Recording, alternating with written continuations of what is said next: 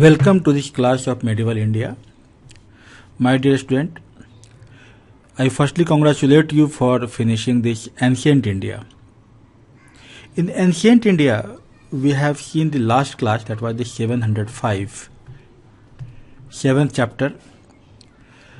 In that class, we have seen the India's cultural interaction with Asian countries, India and the other Asian countries. We have seen that. In that we have dealt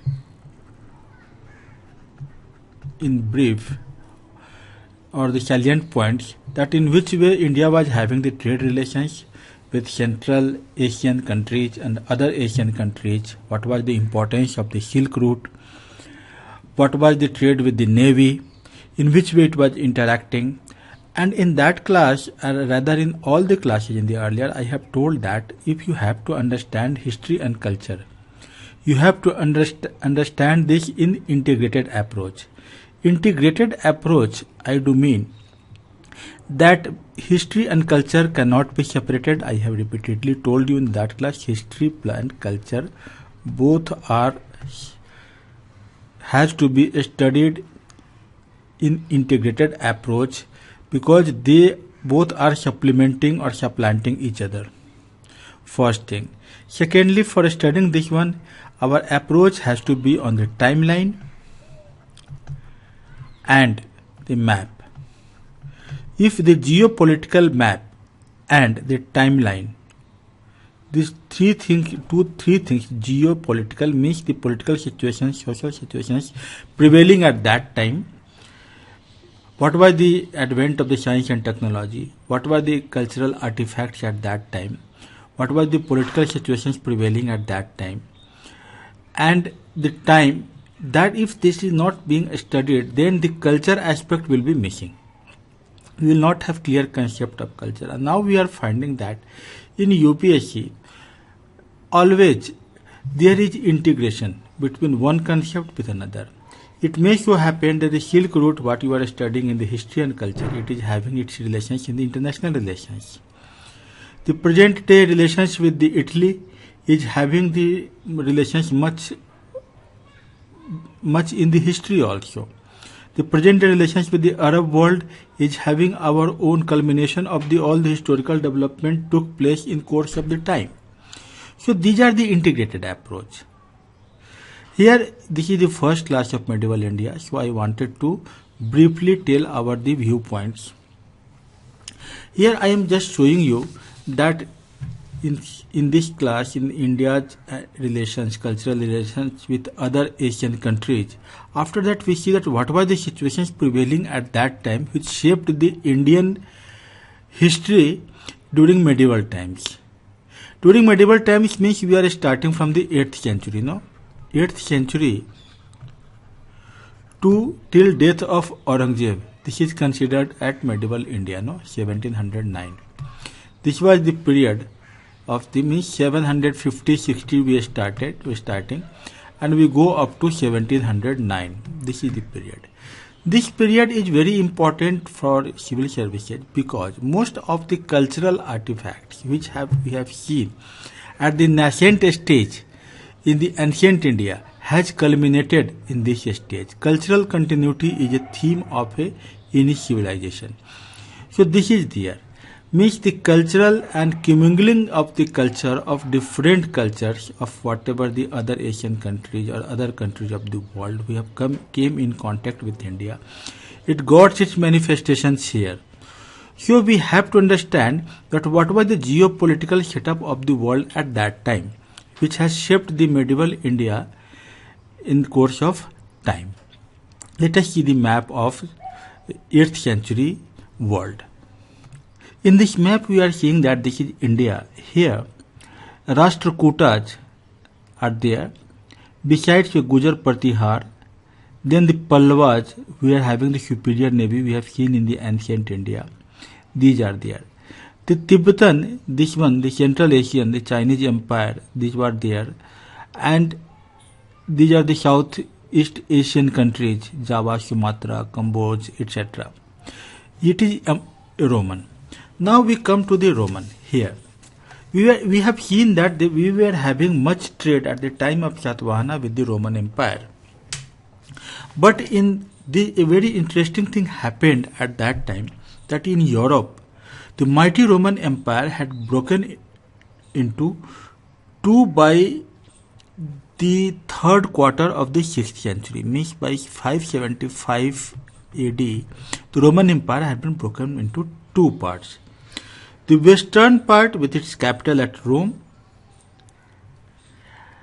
and what happened that at that time the Slav and the Germanic tribesmen, from this area, they invaded the entire Europe. We have seen that this is very important phase in the European history, because at that time, even in Britain, the language was not English, it was the Celtic. And the Celtic language is replaced by the English because the tribes, the Slav tribes, the England tribes, the Germanic tribes, they have invaded the entire Europe. They made such a chaotic situation. So the Slav and Germanic tribesmen coming from the side of the Russia and Germany, these tribes came in many waves and indulged in a great deal of plundering of the territories of the old Roman Empire. So this was the condition. Now this tribal settled after some time, and there was a commingling of the culture in the Europe as well as in the Rome. But Rome has been divided into two parts, West Rome and Eastern Rome. Now we are concentrating on the Eastern Rome. In the Eastern Rome, there was the capital was the Constantinople. Okay, so Eastern Rome, the Constantinople, which was having the influence at the Turkey. We are finding that this one, the Turkey, this area, Turkey, then Syria, North Africa.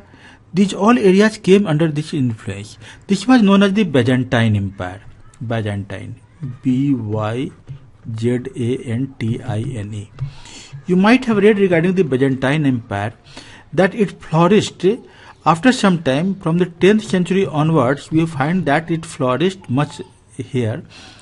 And this is regarding the Byzantine Empire. We have seen that this was the one type of church. It was known as the Orthodox Church, which was opposite to the Catholic Church of the Western Rome, Catholic Church. Orthodox Church were having its influence in these areas, where like the Syria or in Turkey, then in the Turkey area, and then in the Russia also. So the Byzantine Empire and the Orthodox Church influenced the Russian Empire, and this way there was influence of the religion at that time. Till it was, and during this time, one more important thing happened, that the society has become feudal. Feudal, feudalism. Feudalism are having the characteristic that the rich people are having their land and they are living in the house. The house is the manor. In the manor there are so many slaves type of persons. This is known as the serfdom. The serfs, they are serving their masters, and these are the conditions. And we are having a picture that the man were in the cavalry on the horse, riding on the horse. So cavalry was also important. On the cavalry, we find that what we have seen in the cavalry, that the iron stirrup, STIRRUP, stirrup, saddles and harness. These things have helped much more in the cavalry. Iron stirrups, because what happens at that time, the people were having lancers or spears as their weapons.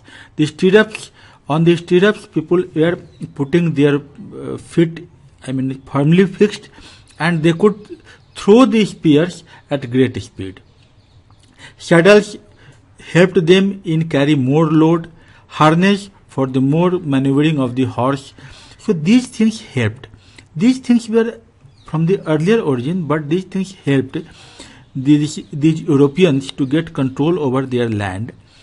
And in 1453, what happened? The Byzantine Empire came to an end because the Ottoman, the Turkish and this type Ottoman Empire had blocked this area. The area is this one, the Istanbul, no? Istanbul, yeah, this one, Turkey. This area was blocked. So this is the phase in which the Arab influence has been there. During this 10th century to 14th century, we find that there was some growth in science and technology also. And science and technology in the Milan in Italy, we are finding that some university has also come up. But as a whole, the society has become very much discontent, very much redundant, because feudalism and this thing. And the same thing was there in the India. India, what happened? We have seen in the ancient India that during the Gupta period, Gupta, G-U-P-T-A, Gupta period, we have seen that Samanta system, no? Samanta system. And India, the serfdom is like what? The caste system, the Shudras, Vaishyas, they were the tax givers. Shudras, they were only for the agriculture. The Brahmanas were giving the Brahmade, Agrahar, like that, those system. So we have seen in the Gupta period. So we see that if this type of system is prevailing in society, the society becomes much more decadent, much more redundant, much more stagnant. So this is the condition that was there almost in this one. Now we see at the Arab, we have seen that Prophet Muhammad, that in the 570 AD he took the birth, and with the influence of the Islam, the Arab world has come to a new uprising. There was a rise of the Islam and uprising of the Arab world. They were the caliphate in the Arabia. What happens there? Now they are having, after that, much more influence on the Syria, Iraq, Iran, Egypt, North America, Spain, North Africa, Spain. Just see, these people were having influence of all these areas. This month, up to Spain also, not in this way, initially. So they were having much more influence, and I strongly recommend you that before studying medieval India, you go through two things. On YouTube, you will find the Prophet Muhammad, that serial, that the documentary is there of the National Geography. One documentary is there. This documentary is of almost 2 hours. Prophet Muhammad and his influence. No? This documentary is very good, Prophet Muhammad. You go through the documentary, you will find a very good insight about the Muslim religion. That what are their points of why this type of concepts have arisen. And the second thing, that episode 24, 25, 26 of Bharat Ek Khoj, the serials, no? This one, Doordarshan has produced the serials. That serial is there on the YouTube. So both these things are very important for proper understanding of the medieval India concept. So now I was telling that the Khalifa, they were having their influence in these areas, and they Caliphates were from the Abbasids, Abbasids, Abbasids. Sometimes you bear with me for the spelling. Sometimes what so happens that in the flow of the class, the spellings are usually being misspelled sometimes. The Abbasids came to the power as caliphs in Baghdad. Baghdad means Iraq. By the 8th century AD. Okay. The caliphs were of the Iraq. They were the most powerful. They were keen merchants, very good merchants, and they were the good seafarers. You find that the earliest Muslim settlers on the western coast of India were from this at this time only, because they were having the very fine breed of horse, and horse was having good in demand in India, and they were taking all the material, fine porcelain and the pottery, etc., from the South India. So they were the very good merchants. They were the best seafarers. At this time, the two persons, the name is very important, two Khalifa. His name was Al-Mamun, Mamun, and Harun al-Rashid. Harun al-Rashid.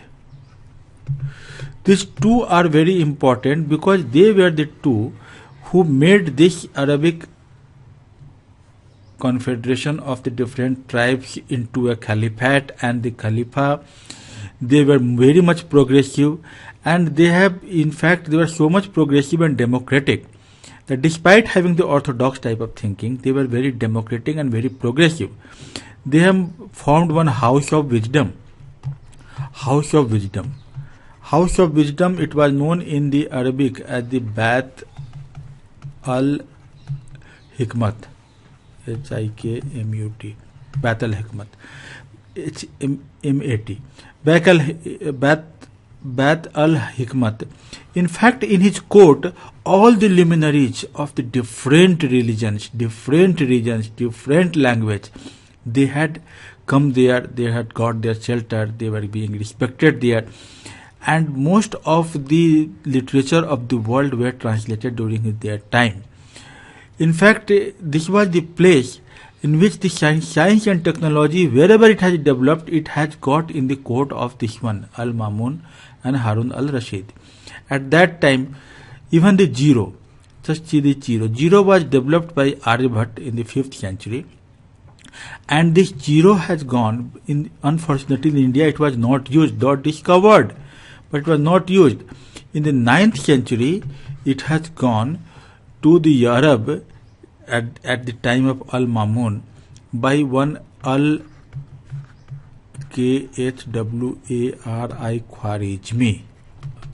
Khwarizmi in the 9th century. It has gone there. And the Al-Khwarizmi, he has used this zero to some extent. Then in the 12th century, it has gone to Europe by one saint. His name was Abbe, religious person rather, Abelard. In Arab, it was known as the Hindsa, means it was coming from the Hindustan, no? Hindsa. And in Europe, it is known as the Arabic numerals. So this is the thing.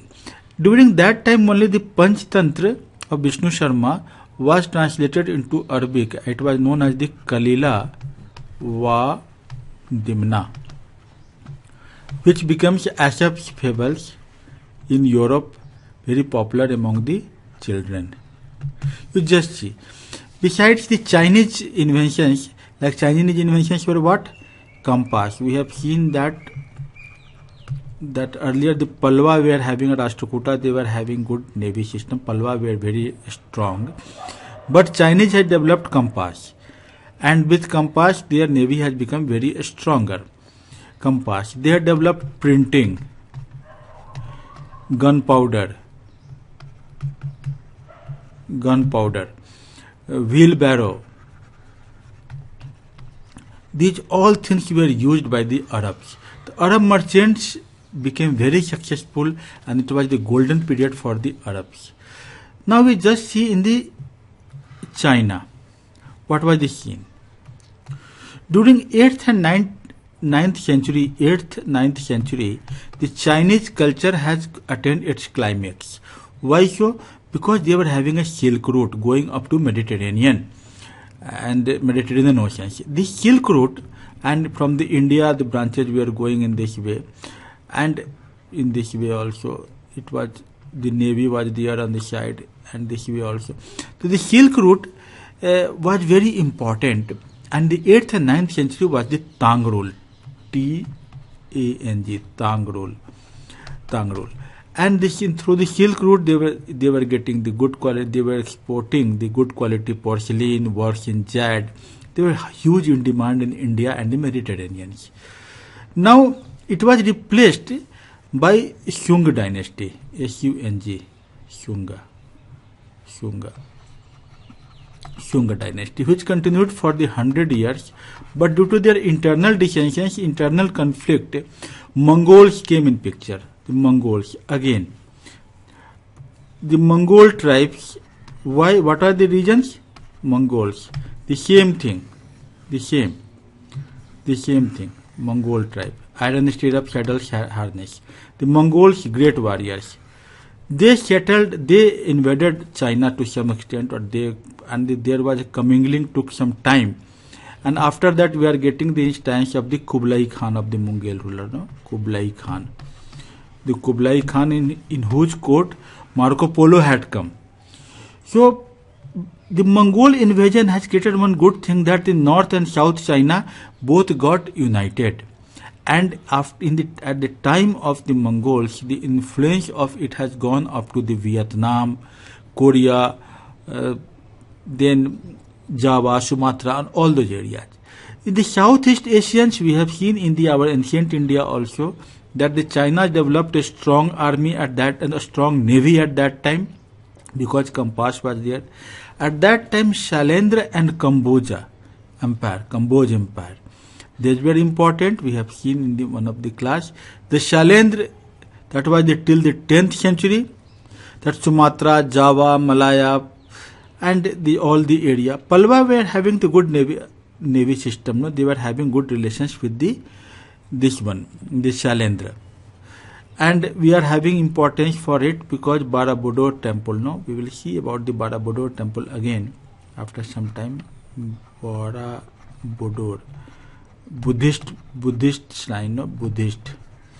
I have told you that Theravada Buddhism has gone in this area, no? Theravada, original Buddhism. So these were there. Then I was also telling regarding the Shailendra was there. Then Cambodia. In the Cambodia they have made the Angkor Wat temple. Angkor Wat temples. So we find that there were much influence relations with the India. So in a nutshell, what I wish to tell you, that India was having relations with all these. So all these geopolitical interest has shaped the medieval India during that time, which we are going to study from the 760 to 1709. In which way? So this is important. I have told you that please go through to the Prophet Muhammad and regarding the National Geography, on National Geography, and 24, 25, 26, this episode of Bharat Ek Khoj. After that we will go through the next class. And I am telling you that writing practice is must. So please, for this the reference is the R.S. Sharma old textbook of class 11 and the first chapter, India and the World. Basically you will find that this class is recapitulation of that class 1, that chapter only, with some little bit of more details from other portions.